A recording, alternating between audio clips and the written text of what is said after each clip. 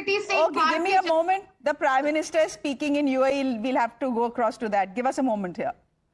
लेकिन मुझे ऐसा लग रहा था कि मुझे जितना हो सके उतना जल्दी आपके पास आना चाहिए, आपको मिलना चाहिए।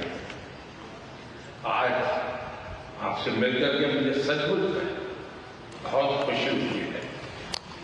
ब्रदर, जैसा मैंने आपको पहले भी कहा है, यूएई पर हुए हमलों की हम कठोर निंदा करते हैं। यूएई को जिस तरह निशाना बनाया गया है, ये किसी भी रूप में स्वीकार्य नहीं है। ब्रदर, इन कठिन परिस्थितियों में आपने जिस संयम, करेज और विजन का परिचय दिखाया है, यह बहुत ही सराहनीय है। राष्ट्रीय एकता, सुरक्षा और क्षेत्रीय अखंडता को बनाए रखने में आपके नेतृत्व में उठाए गए कदमों का हम अभिनंदन करते हैं। कठिन समय यूएई में रहने वाले भारतीय समुदाय की चिंता करते और उनकी देखभाल की जाए। जिस प्रकार से आपने उनको अपने परिवार के सदस्यों पर संभाला है, मैं यूएई सरकार का, आपका, रॉयल फैमिली का हृदय से बहुत बहुत आभार व्यक्त करता हूं। ब्रदर, पश्चिम एशिया क्षेत्र में युद्ध की परिस्थिति का प्रभाव आज पूरे विश्व पर दिखाई दे रहा है। भारत ने हमेशा समस्याओं के समाधान के लिए डायलॉग और डिप्लोमेसी को प्राथमिकता दी है। हॉर्मुज़ को फ्री, ओपन और सेफ बनाए रखना, ये हमारी सबसे बड़ी प्राथमिकता है। इस विषय में अंतर्राष्ट्रीय कानूनों का पालन आवश्यक है। ब्रदर, भारत हर परिस्थिति में यूएई के साथ कंधे से कंधा मिलाकर खड़ा है और आगे भी खड़ा रहेगा। जल्द से जल्द शांति और स्थिरता की बहाली के लिए भारत हर संभव सहयोग देने के लिए तैयार है। ब्रदर, हमारी कॉम्प्रिहेंसिव स्ट्रेटेजिक पार्टनरशिप को निरंतर नई ऊंचाइयों तक पहुंचाने के लिए मैं आपका हृदय से बहुत बहुत अभिनंदन करता हूं। जनवरी में आपकी भारत यात्रा के दौरान हमने आपसी सहयोग को क्वालिटेटिवली अपग्रेड करने पर सहमति जताई। इतने कम समय में भी हमने सभी विषयों में उल्लेखनीय प्रगति की। दोनों टीमों के बीच भी करीबी संपर्क रहा। आज जिस तरह की परिस्थिति है, इसमें भारत और यूएई की स्ट्रेटेजिक साझेदारी, इसका महत्व कई गुना बढ़ गया। हम आने वाले समय में हर क्षेत्र में साथ मिलकर के आगे बढ़ते रहेंगे। एक बार फिर आपके आत्मीयता भरे स्वागत और गहरी मित्रता के लिए मैं हृदय से आपका बहुत बहुत आभार।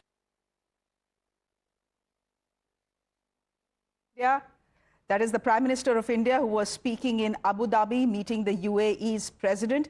He is on a 5-nation tour, the first of which, the first stopover is UAE, a short sprint, but possibly the most important stopover in this visit. Why is that?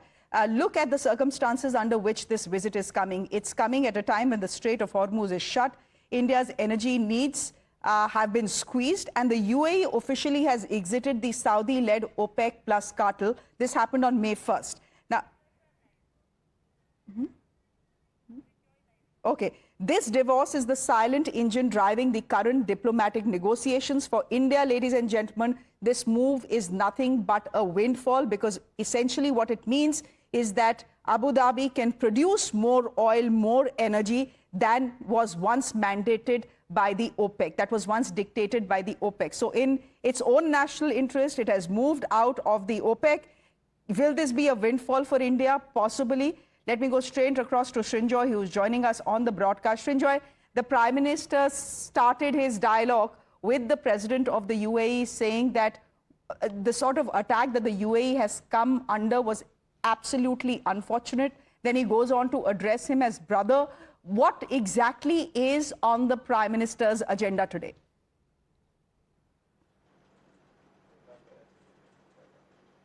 First of all, the UAE is a very close friend, a strategic partner. And when you go at this time, it's a way of saying that you've been targeted, you fought, and your cities were attacked, but I'm with you. That's the bottom line. And then, yes, the UAE is no longer part of OPEC. And UAE can, at a good time, produce a lot of more petroleum and natural gas. The question is, how will it get to friendly countries like India? That's the serious question. Because the Strait of Hormuz is closed, blocked, and there is only one little port that the UAE has outside the Strait of Hormuz, and that cannot do very much. It can do something, but not a lot. So that has to be kept in mind.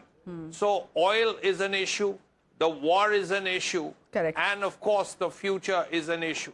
Because India wants good ties with the UAE, India wants good ties with the Gulf countries, and to go here at a time of war, there may be a tenuous ceasefire, but that ceasefire could break any day. Absolutely. And is a way of saying that, look here, you fought a war, you faced trouble, but I am with you.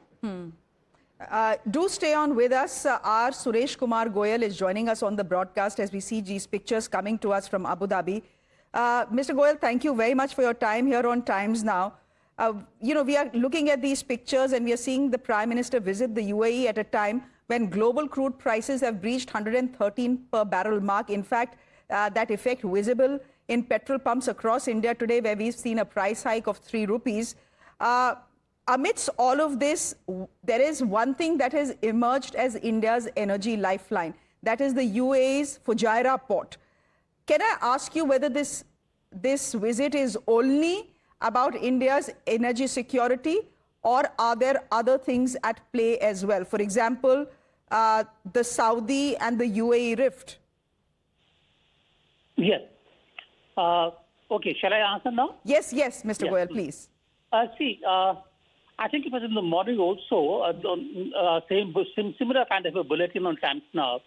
And that clearly said that, yes, energy security is important, obviously, and the UAE is an important source of oil for India. Movement is a problem. Straits of Hormuz is practically closed. But it is going to open up sometime or the other. But the issue really will be that the Gulf having fragmented the way it is now. Saudi Arabia and UAE are not together. There are differences between the two. Correct. They will all be looking at oil differently. In that kind of a situation where energy and the oil can become a weapon again, it is important to have countries with you who can be a kind of a reliable source of oil. And Straits of Hormuz or Red Sea or which other port, I don't think that in the long term, a movement should not be a problem, because countries are already looking at even the land routes. UAE is through Saudi Arabia. So let us see what happens to that. There is a widening rift, sir, between Saudi Arabia and the UAE. I know, and it has created a new regional dynamic. I mean, Pakistan is maintaining a close defense agreement with Riyadh. So is New Delhi, according to you, strategically pivoting towards Abu Dhabi? I think India will be looking at both Abu Dhabi and Riyadh in a kind of a manner which is strategic autonomy. Both are equally important to us. And I don't think either of the countries will look at India as either or. And therefore, it's not a pivot, but it is actually diversifying our own alternatives, our options. Mr. Goyal, also, I mean, I think all of us need to keep in mind the fact that this is Prime Minister Modi's 8th visit to the UAE since 2015, which is a stark contrast to the 34-year gap that preceded his tenure. I mean, if you go to a country which essentially is in the middle of the war, because this war has spread to the Middle East, yes, I agree there's a ceasefire, but if you land in Abu Dhabi, if you go to the UAE, is this also conveying a message that I'm here because I think you're a friend and you'll protect me as and when required? Is that messaging also something that is coming across as we see these pictures? That I trust you? I think the message here is very clear. And the message here is that we consider you as a friend and India is a friend. And we need to develop a relationship where we can both depend upon each other. Let me give you one anecdote. Recently, there was a think tank kind of a meeting. And there were 3 participants from the UAE in that think tank. And there were 5 from China. Everybody from China mentioned Trump visiting China. Nobody from UAE mentioned Prime Minister Modi visiting UAE. But they talked about UAE in the same manner as they talked about Pakistan. If we are going to be seen by UAE again as a kind of counter to Pakistan, we need to move away from there. And I think, strategically speaking, the messaging is that we are a dependable friend with you. Sure. Therefore, let us work together rather than look at us as a hi-fi kind of a hedging or balancing. It's a very difficult kind of a message to convey, but I'm sure Prime Minister Modi, kind of a diplomat that he is, he will manage. Sure. Srinjoy, can I just bring you in here? The trip is very, very short, but the agenda is packed with 3 specific, very high impact agreements, I believe. Number 1 is the strategic petroleum reserve expansion that we will be doing with the help of the UAE.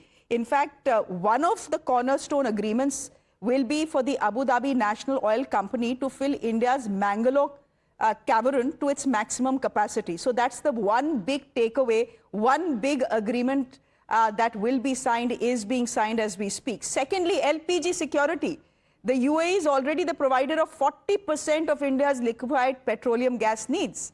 And what we will know is what we will need is cementing this partnership with UAE as India's primary gas partnership. I believe there is a $3 billion LNG deal that was already signed in January, and we'll look to build on that. And then, of course, there is the local currency settlement expansion as well. So there is a specific agenda to this trip, Srinjoy.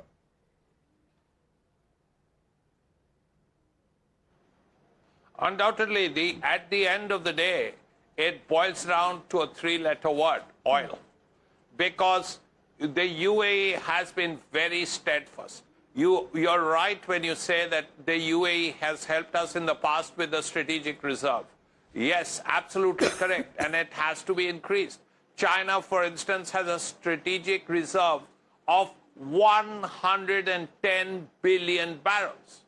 Now, India need not get to 110 billion barrels, but a substantial strategic reserve is necessary.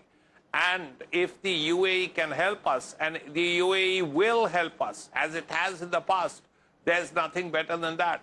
Qatar and Dubai, basically the UAE, are the 2 countries that provide lots and lots of LNG to India. And that is something India needs very desperately, even more than petroleum now. Correct. Because the shortage is not with petroleum so much, but with LNG. In fact, Srinjoy, the 2 nations are expected, in fact, are today signing a 10-year LPG security agreement to protect Indian households from war shocks of global price surges.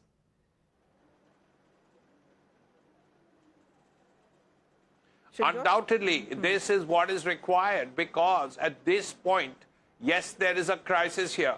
And more importantly, the fact that has to be kept in mind is, yes, the LNG can come from either UAE or Qatar. But how will it come? Because as of now, the Strait of Hormuz has to be opened. That is the critical factor.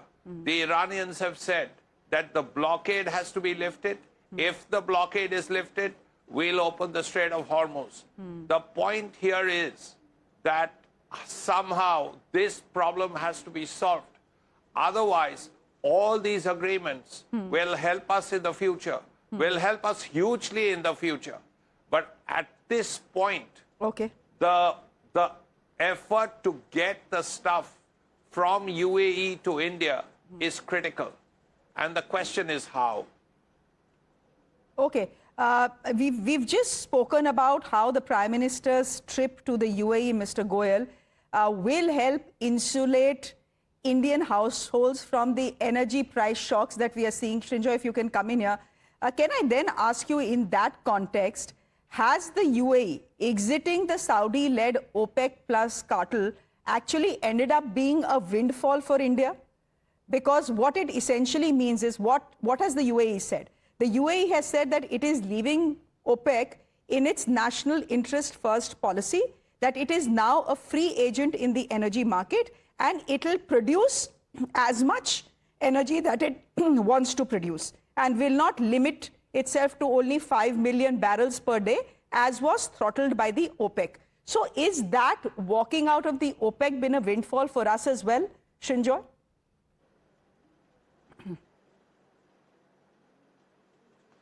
Well, first of all, the important thing is India has to get the amount of reserves it needs. Now, if UAE can help us to do it, and if getting out of OPEC is one way of doing it, well and good. It doesn't really matter. But if the UAE, after leaving OPEC, as you would expect, increases its oil production enormously, and much of it is focused on India, then India certainly wins. And not just oil, but also natural gas. Okay. Both issues are very necessary, perhaps for 10 years. Because after that, we look at perhaps a greener economy in India. If you're going to have cars that run on electricity, you will need less petrol and less diesel. Absolutely. But that's at least 10 years away. Okay. So these 10 years are very critical. So what we are seeing is the Prime Minister's first stop to the UAE. This is his 5-nation diplomatic tour. It includes the Netherlands, Sweden, Norway, and finally Italy. The stop over at Abu Dhabi is barely 4 hours, but most people say this is possibly the highest stake diplomatic sprint in this trip. We are seeing those pictures play out. We are seeing agreements being signed, something that will secure India's energy needs. Srinjoy, we'll leave it there for the moment. Thank you very much, ladies and gentlemen. On that note, a very quick break. There's much more news right here on Times Now. Do stay with us.